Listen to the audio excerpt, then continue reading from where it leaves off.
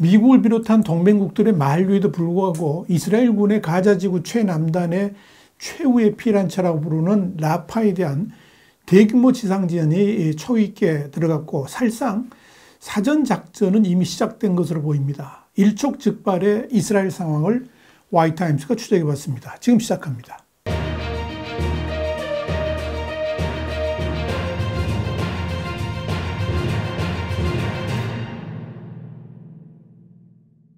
로이터 통신은 현지 시간으로 26일 이스라엘에 수많은 피난민들이 몰려 있어서 대규모 사상자가 발생할 수 있다는 동맹국들의 우려에도 불구하고 이 라파 지역에 전면적인 공격을 가하겠다고 밝힌 후에 밤새 이 지역에 대한 대대적인 공습을 가했다 그러면서 24일 밤부터 25일 오전까지 이어진 이스라엘의 공습으로 현지 언론인들을 포함해서 최소 6명이 사망한 것으로 보인다.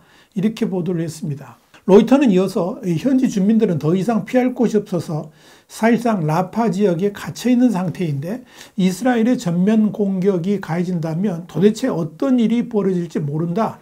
이렇게 전했습니다. 이스라엘과 하마스의 전쟁 이후에 라파에는 전쟁을 피해서 가자지구 곳곳에서 떠나온 피난민들이 가장 많이 밀집해 있는 상태라서 이스라엘 지상군이 공격을 본격화한다면 비난 여론이 거세질 것으로 보입니다. 이런 국제사회의 우려에 대해서 이스라엘 국방부 고위 관계자는 현지 시간으로 24일 이스라엘이 라파를 공격하기 전에 민간인을 대피시킬 준비가 되어 있다 그러면서 각각 10명에서 12명을 수용할 수 있는 텐트 4만 개를 구입했다라고 밝혔습니다. 이 라파와 인근 도시 칸 유니스 사이에 있는 마와시에는 해변을 따라서 지난 2주 동안에 만들어진 캠프 정착지가 위성 사진을 통해서 확인이 됐습니다.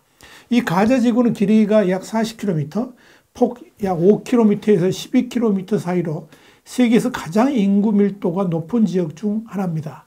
이번 공격과 관련해서 데이비드 맨서 정부 대변인은 벤자민 네타냐후 이스라엘 총리의 전쟁 내각은 현재 라파 등에 남아있는 하마스의 마지막 흔적, 마지막으로 남은 4개 부대를 어떻게 제거할지를 논의하고 있다고 말했습니다. 또한 헤르지 할레비 이스라엘군 참모총장은 현지 시간으로 25일 라파에 대한 지상전 준비를 완료했다라고 이스라엘 전시내각에 통보를 했습니다. 일단 전시내각이 라파 지상전을 최종 승인했는지 언제 지상전할 것인지에 대해서는 언급하지를 않았지만 대규모 지상전은 이미 기정사실화되고 있고 사실상 이를 위한 전초전 성격의 공습은 이미 시작되었다라고 할 수 있습니다.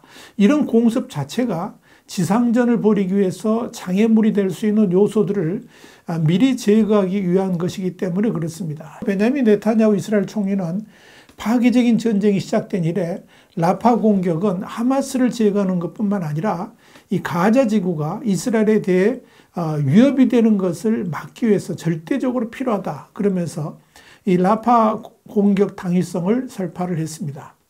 이에 따라서 이스라엘군은 라파 인근에 수십 대의 탱크와 장갑차를 직결시켰습니다. 가자 지구에 주둔하는 병력 배치를 변경한 것은 물론이고 인근에 민간인 대피 시설을 만드는 등 이 라파 지상전을 위한 막바지 준비에 들어간 정황이 속속 드러나고 있습니다. 이스라엘의 지상전 개시와 관련해서 로이터는 노르웨이 난민위원회의 대변인 샤이나 로우의 견해를 인용해서 4월 30일 유대인 6월절 연휴가 끝난 후에 침공이 있을 것으로 예상된다. 이렇게 밝혔습니다. 이스라엘의 라파 지구 공격에 대해서 제일 우려하는 나라 중에 하나가 바로 미국일 것입니다. 조 바이든 대통령의 강력한 만류에도 불구하고 이스라엘이 라파 지구에 대한 전면 공격의 뜻을 접지 않고 있기 때문에 그런 겁니다. 이에 따라서 미국은 이스라엘의 라파 공격에 앞서서 가자 지구의 인도적 위기 심화를 막기 위한 방편으로 1000여 명의 미군을 동원해서 이 가자 지구 북부 해상에 물이 뜬 형태의 부두를 설치하고 있습니다. 미국 국방부에 따르면 이 해상부두를 통해서 일평균 약 90대 트럭 분량의 고품이 가자 지구에 반입될 수 있습니다. 이 시스템이 완전히 안정화되면 일평균 150대 트럭 분량까지 조달 가능할 것으로 예상이 됩니다. 현재 예상키로는 공사 중인 해상부두는 오늘 5월 초부터 사용이 가능할 것으로 예상됩니다.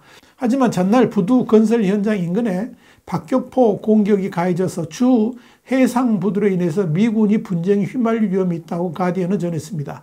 박격포 공격으로 인해서 피해는 없는 것으로 알려졌습니다. 이후 이스라엘군은 해상부들을 지원하는 미군 보호를 위해서 여단을 투입할 것이다. 이렇게 예고를 하고 있습니다.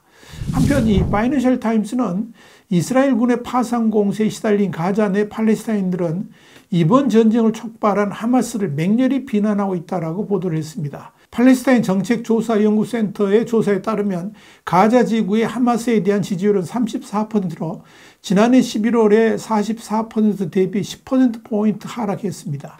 이에 대해서 칼릴 시카키 센터 소장은 점점 더 많은 사람들이 자신이 겪는 고통에 대한 책임이 하마스에 있다고 느끼고 있어서 이들에 대한 지지는 계속 감소할 것이다. 이렇게 말했습니다. 또한 라파에 거주 중인 한 피난민은 하마스가 230만 가자 주민을 떠돌이로 만들었다 그러면서 그들이 처벌받기를 매일 기도한다. 이렇게 파이낸셜 타임스에 말을 했습니다. 한편 예멘의 친이란 후티 반군은 이스라엘 남부 휴양 도시인 에일라트에 미사일 공격을 가했다라고 현지 시간으로 25일 밝혔습니다. 야히야 시리아 후티 반군 대변인은 이날 알마시라 채널을 통해서 탄도미사일과 순항미사일을 동원해서 에일라트 내 여러 시설에 타격을 가했다. 이렇게 주장했습니다. 후티 반군은 그동안에 이스라엘이 가자지구 공격을 중단할 때까지 이스라엘 영토를 공격할 것이고 또 이스라엘 관련 선박의 홍해 항해를 저지할 것이라고 공언을 해왔었습니다. 실제로 후티 반군은 현지 시간 24일 아덴만에서 미군 구축함 등을 공격했습니다. 로이터 통신에 따르면 후티 반군의 야히야 샤리아 대변인은 이날 TV로 방영된 연설에서 후티 반군이 아덴만에서 컨테이너 선박인 메르스크 요크타운과 미군 구축함을 공격했다고 밝혔습니다. 그러나 후티 반군의 이런 공격은 이스라엘 및 동맹국들에게 별다른 피해를 주지는 못한 것으로 보입니다. 후티 반군이 발사한 드론이나 미사일들이 중간에 대부분 요격되었기 때문입니다. 실제로 후티 반군의 아덴만 공격 역시 요격 미사일로 격추되었다. 이렇게 AP통신은 밝혔습니다. 눈여겨볼 것은 하마스나 헤즈볼라 등의 이란 위성 세력들이 앞으로 강력한 대응을 하기는 점점 더 어려워질 것이라는 점입니다. 이는 이들의 중심 세력인 이란이 이스라엘과의 전면전을 쿡쿡거리고 있기 때문에 그렇습니다. 특히 이번 이란의 이스라엘 공격과 이스라엘의 보복전을 보면 전쟁 판도가 과거의 이스라엘 대 모든 이슬람 국가 세력 구도하고는 확연히 다르다는 것을 알 수 있습니다. 그러니까 이란의 미사일과 드론 공격 당시에 이스라엘 방어에 미국, 영국 같은 이스라엘 동맹국뿐만 아니라 사우디아라비아, 요르단, 아랍에미리트도 가담했다는 겁니다. 이는 이란에게는 엄청난 충격입니다. 특히 이들 국가들은 이란의 공격과 관련된 비밀 정보를 제공했는가 하면 영공을 마음대로 사용하도록 온갖 편의를 제공했습니다. 이는 아랍 국가들이 이스라엘의 보호에 나섰다는 점에서 이슬람 시아파 이란의 고립이다. 이렇게 봐도 무방합니다. 이슬람의 신도들은 약 16억 명에 달합니다. 그 중에서 이란이 종주국인 시아파는 15%에 불과합니다. 그런 이란이 핵전쟁 운운하면서 이스라엘을 위협하고 나서니까 나머지 85%의 순위파 이슬람 국가들이 이란을 경계하면서 오히려 이스라엘을 지원하고 나선 형국이 된 것입니다. 사실 이 하마스의 이스라엘 전면 공격도 알고 보면 수니파 사우디아라비아하고 이스라엘 간의 외교 관계가 정상화되는 것을 방해하기 위해서 시아파 이란이 사주해가지고 전쟁을 일으켰다. 이렇게 보시면 됩니다. 이렇게 시아파 이란은 끊임없이 이스라엘과 수니파 이슬람 국가들과의 외교 정상화를 방해하고 있고 이를 위해서 위성 세력인 하마스나 헤즈볼라 후티 반군들을 뒤에서 조종하고 있다라고 보면 됩니다. 또한 이들이 쓰는 무기가 모두 이란에게서 전파된 것을 보면 됩니다. 그런데 이번 이스라엘과 이란 간의 정면 충돌은 이 수니파 이슬람 국가들이 더 이상 시아파 이란의 장난에 놀아나지 않겠다 하는 강한 의지를 드러내 보였다라고 할 수 있을 겁니다. 자, 이런 점에서 이란은 완전히 고립된 데다가 군사력 또한 이스라엘과 맞대결을 할 상대가 안 되다 보니까 완전히 꼬리를 내린 겁니다. 이번 이스라엘이 이란을 공격했을 당시에도 사실 이란은 이스라엘 미사일에 의해서 이란 중부의 대공 방어망 기지가 공격당하면서 완전히 초토화됐습니다. 그럼에도 이란은 아무런 피해가 없다라고 발뺌을 했습니다. 국민들한테 건재하다는 것을 과시하기 위한 유장수를 쓴 겁니다.